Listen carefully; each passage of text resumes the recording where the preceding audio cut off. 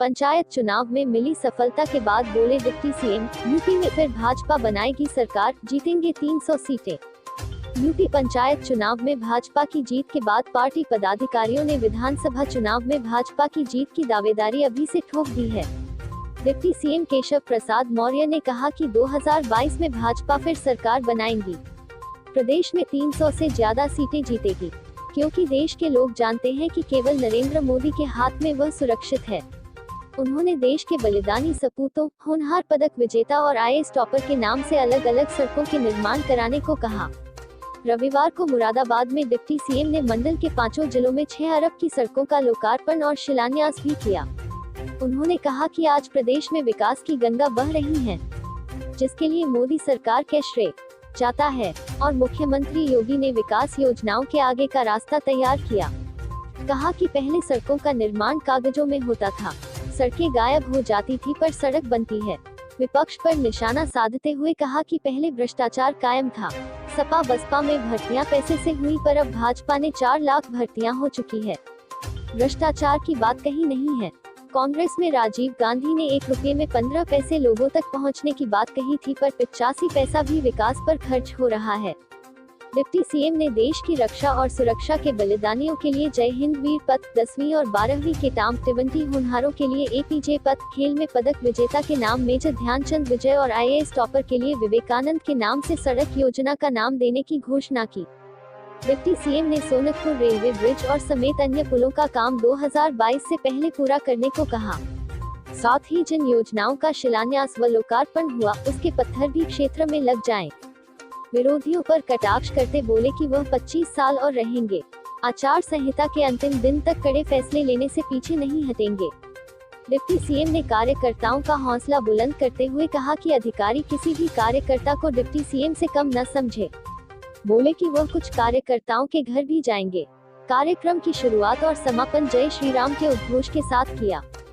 Circuit house में हुए कार्यक्रम में डिप्टी सीएम करीब 1 घंटे की देरी से पहुंचे। सर्किट हाउस में बने पंडाल में बड़ा मंच तैयार किया गया। मंच पर डिप्टी सीएम, परिवहन मंत्री अशोक कटारिया, पंचायत राज मंत्री चौ भूपेंद्र सिंह, मेयर विनोद अग्रवाल के अलावा मंडल भर के विधायक सुशांत सिंह, कमलेश सैनी के अलावा मंच पर पूर्व सांसद सर्वेश कुमार सिंह, डा यशवंत सिंह, भारतेंदु सिंह व कंवर सिंह तंवर और मंडल के सभी जिला पंचायत अध्यक्ष समेत प्रमुख। ब्लॉक को भी तैयार हो गया, मगर विपक्ष ये कहता है कि टाइमिंग तय नहीं हुई है अभी इनकी, और ये सिर्फ योगी सरकार का चुनावी हद करना है। देखिए, विपक्ष मुस्लिम तुष्टीकरण की राजनीति करने के लिए इस प्रकार के आरोप लगा रहा है। अन्यथा अंदर खाने से पक्ष तो चाहता ही है, विपक्ष भी चाहता है, और हम जो भी काम करते हैं वो देश और प्रदेश के हित में काम करते हैं। और मैं लगातार देख रहा हूँ कि जनसंख्या नीति को लाने के फैसले का प्रदेश में तो स्वागत हो ही रहा है, पूरे देश में स्वागत। सर, सपा सांसद शफीकुर रहमान बद्र ने जनसंख्या कानून को उधर से टकराने वाला कानून बताया। बोले अगर देश में हमला होता है तो रक्षा कैसे होगी फिर अगर ये उसकी चिंता वो ना करें। 56 इंच के सीने वाले देश के माननीय प्रधानमंत्री जी पर देश को भरोसा है, वो भी भरोसा है। सर, लखनऊ में ATS ने 2 टेररिस्ट पकड़े हैं अलकायदा के, क्या प्रतिक्रिया? ये तो उत्तर प्रदेश की पुलिस लगातार कर ही रही है।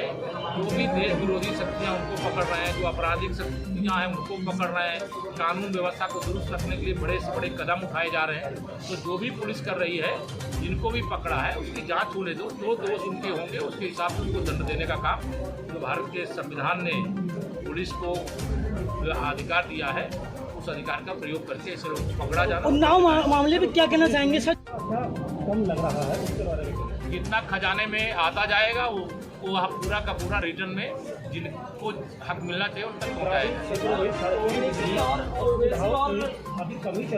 जो कमी उसको दूर कर रहे हैं लगातार।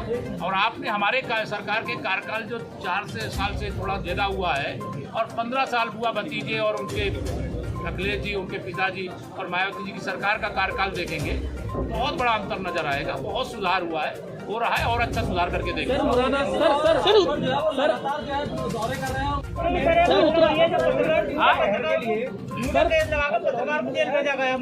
कोई ऐसी बात हो दे दीजिए उसकी और अलग से जांच करवा देंगे और जांच करवाने के बाद जो होगा वही बात। यार एक आप लोग सबकी एसएसपी साहब से मिले हैं सभी पत्रकार जो नेतृत्व है, लेकिन उन्होंने जांच को दूसरी जगह करने की बात कही, लेकिन अभी तक कोई जांच नहीं, हम अभी निर्देश देते हैं कि इसके जांच की अगर आप दूसरी जगह चाहते हैं दूसरी जगह से करवा देंगे और निष्पक्ष जांच होगी और निष्पक्ष कार्रवाई। उत्तराखंड में 5 साल में 3 मुख्यमंत्री बदल दिए गए हैं, क्या मायने लगा? आपको क्या परेशानी है? भारतीय जनता पार्टी की बहुमत है तो क्या कार्य अच्छा नहीं था? किस बेस पे बदल गए? जैसी जरूरत होगी वैसा करेंगे। ये तो भाजपा नेतृत्व का अधिकार है, वहाँ के विधायक दल का अधिकार है किसको नेता चुने। आपको आपत्ति नहीं होनी चाहिए।